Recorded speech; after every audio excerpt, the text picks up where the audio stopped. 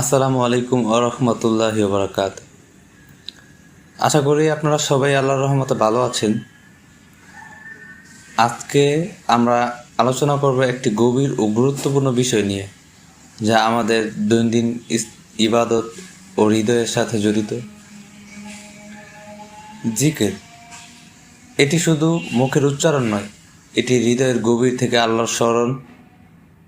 আজকের আলোচনা আমাদেরকে মনে করিয়ে দেবে কিভাবে সত্যিকারের জিকির জীবনের প্রতিটি মুহূর্তে কার্যকর হতে পারে। চলুন হৃদয় দিয়ে শোনার চেষ্টা করি। আমাদের সংস্কৃতিতে, আমাদের ঐতিহ্যে কেউ যদি বলে জিকির করো, তখন আমরা কি ভাবি? আমাদের মাথায় কি আসে? নামাজ, না আলহামদুলিল্লাহ বলা, না সুবহান আল্লাহ বলা। হ্যাঁ, এরকমই সব কিছু। কিন্তু বাস্তবতা হচ্ছে এগুলো জিকিরের উপায়, কিন্তু এগুলো জিকির না। প্রকৃত জিকির কি?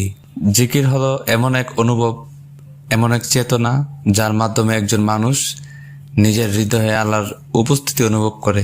আল্লাহ আমার সাথে আছেন, এই চিন্তাটা হৃদয়ের গভীরে বসে যায়। এই সুবহান আল্লাহ, আলহামদুলিল্লাহ, এগুলো জিকিরের মাধ্যম। আমরা মুখে উচ্চারণ করি, কানে শুনি, যেন শব্দগুলো হৃদয়ে পৌঁছায়, কিন্তু অনেক সময় এটা কেবল ঠোঁটেই থেমে যায়, হৃদয়ে পৌঁছায় না। জিকির শুধু মুখের কাজ না, এটা হৃদয়ের চর্চা। হৃদয়ের গভীরে আল্লাহর প্রতি সচেতনতা তৈরি করাই প্রকৃত জিকির। সময়ের সঙ্গে সঙ্গে জিকির ও ধর্মীয় বোধ কিভাবে পরিবর্তিত হয়? আমাদের ধর্মে কেবল কোরআন ও হাদিসই নেই, বরং রয়েছে একটি দীর্ঘ স্কলারশিপ ট্রেডিশন। ইহুদিদের যেমন রাব্বানিক সাহিত্যিক, খ্রিস্টানদের যেমন চার্চ ফাদারদের লেখা, ঠিক তেমনি মুসলমানদের রয়েছে অসংখ্য স্কলারদের মূল্যবান ব্যাখ্যা ও তাফসীর। কিন্তু সমস্যা কোথায়? সমস্যা তখন হয় যখন আমরা কোরআনের চেয়ে স্কলারদের বইকে বেশি বিশ্বাস করতে শুরু করি। একজন স্কলার হয়তো কোরআন থেকে কিছু ব্যাখ্যা দিয়েছেন তার যুগের চাহিদা অনুযায়ী। আজ আমরা সেই স্কলারদের ব্যাখ্যাকে চূড়ান্ত ব্যাখ্যা ধরে নিই, অথচ কোরআন অনন্ত জ্ঞানের উৎস, যার গভীরতার শেষ নেই।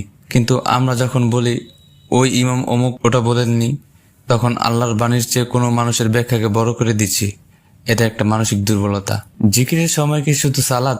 না, জিকিরের কেবল মসজিদে বসে করার জন্য নয়। যখন আপনি চাকরির জন্য চুক্তি করতে যাচ্ছেন, বিয়ে করতে যাচ্ছেন, আদালতে সাক্ষ্য দিতে যাচ্ছেন, এমনকি একটা বাচ্চার সঙ্গে কথা বলার সময় কাটাচ্ছেন, সেই প্রতিটা মুহূর্তে আল্লাহকে স্মরণ করা, এটাই প্রকৃত জিকির। কোরআন বলছে, সালাত শেষ হলে পৃথিবীতে ছড়িয়ে পড়ো এবং আল্লাহকে অধিক পরিমাণ স্মরণ করো।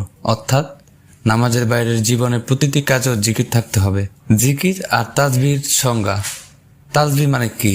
আল্লাহর গুণাবলীকে এমনভাবে উচ্চারণ করা যাতে তার মহিমা বজায় থাকে। যখন কেউ আল্লাহ সম্পর্কে ভুল কথা বলে, তখন আমরা বলি সুবহান আল্লাহ। যখন ফেরেশতারা আল্লাহকে প্রশ্ন করেছিল, তারা বলেছিল সুবহানাকা, অর্থাৎ আপনি মহিমান্বিত।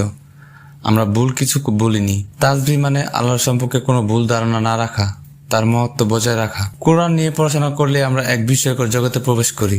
ভাষা, ইতিহাস, ব্যাকরণ, সব দিক থেকে কোরআন অনন্য। কিন্তু এই জ্ঞান যদি কেবল মস্তিষ্কে থাকে, হৃদয়ে না পৌঁছায়, তাহলে জিকিরের অর্থ পূর্ণ হয় না। এমনকি সাহাবীদেরকে কোরআন বলছে, তোমরা আল্লাহকে অধিক পরিমাণে স্মরণ করো। তোমরা যে কোরআনের সঙ্গে ছিলেন, রাসূল সাল্লাল্লাহু আলাইহি সাল্লাম সঙ্গে ছিলেন, তবুও তোমাদের বলছি, হৃদয়ের আল্লাহর উপস্থিতি বজায় রাখো। হৃদয় মানে ঘর, আর জিকির সেই ঘরের পরিচর্যা। যেমন একটা সুন্দর বাড়ির রক্ষণাবেক্ষণ দরকার হয়, ইঁদুর, পোকামাকড়, ময়লা, ফাটল, তেমনি হৃদয়ের পরিচর্যা দরকার। আল্লাহ চায় তোমাদের ঘরকে পবিত্র রাখতে। হৃদয়ের বাইরেও শত্রু আছে, আর ভেতরেও।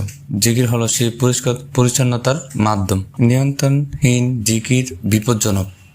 যদি জিকির ঠিকভাবে না করা হয়, তাহলে সেটা উল্টো গুমরাহিতে নিয়ে যেতে পারে। অনেক ধর্মে দেখা যায় জিকিরের নামে মানুষ গান, নাচ, চিৎকার, এমনকি অদ্ভুত আচরণ করে। এমনকি মুসলিম সমাজেও কিছু কিছু জায়গায় প্রমাণিত জিকির পদ্ধতি। কেন? কারণ তারা সঠিকভাবে আল্লাহর জিকির শিখেনি। আল্লাহ যেভাবে আমাদের শিখিয়েছেন, সেটা ছাড়া অন্য পথ বিপজ্জনক। কোরআনই সবচেয়ে বড় জিকির। তুমি যদি সত্যিকার জিকির করতে চাও, কোরআনকে পড়ো, কোরআনকে নিয়ে চিন্তা করো। আল্লাহর নিজের কথা, আল্লাহকে স্মরণ করার সবচেয়ে বড় উপায়। তুমি যত বেশি কোরআন নিয়ে ভাববে, তত কম হবে তোমার সন্দেহ, ভয়, হতাশা। কেননা আল্লাহর কথা হৃদয়কে দৃঢ় করে। জিকির হৃদয়ে যত গভীরে যাবে, ততই বৃদ্ধি পাবে তাকওয়া, আর সেটা তোমাকে আরো আল্লাহমুখী করে তুলবে। সর্বশেষ কথা, জিকির মানে শুধু মুখে শব্দ নয়, বরং হৃদয়ের চেতনা। কোরআনই জিকিরের মূল উৎস। ইসলামকে কেবল পুরনো ব্যাখ্যার ভান্ডারে সীমাবদ্ধতা করা ঠিক নয়।